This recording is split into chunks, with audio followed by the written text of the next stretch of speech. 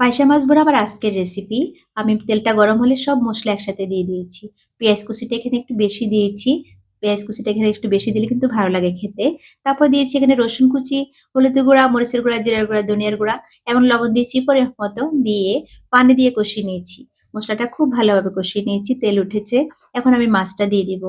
মাছটাকে আমি আগে হলুদ, মরিচের গুঁড়া আর লবণ দিয়ে ৩০ মিনিট মতো রেখে দিয়েছিলাম। ম্যারিনেট করে রেখেছি। এতে কিন্তু মাছটা একদম সফট হয়ে গেছে। খুব ভালো লাগে এভাবে খেতে। আর মাছের স্বাদ কিন্তু বেড়ে যাবে ম্যারিনেট করে রেখে দিলে। মসলার সাথে খুব ভালোভাবে মিশিয়ে দিচ্ছি মাছটাকে। অনেকটা সময় নিয়ে কিন্তু কষাবো না। সময় নিব না কারণ এজন্য মসলাটাকে আমি আগে ভালোভাবে কষিয়ে নিয়েছি।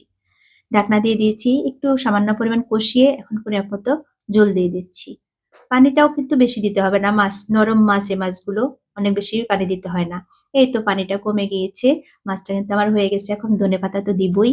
কারণ এই শীতের সিজনে ধনেপাতা না দিলে কিন্তু টেস্টটা আরেকটু কম লাগবে।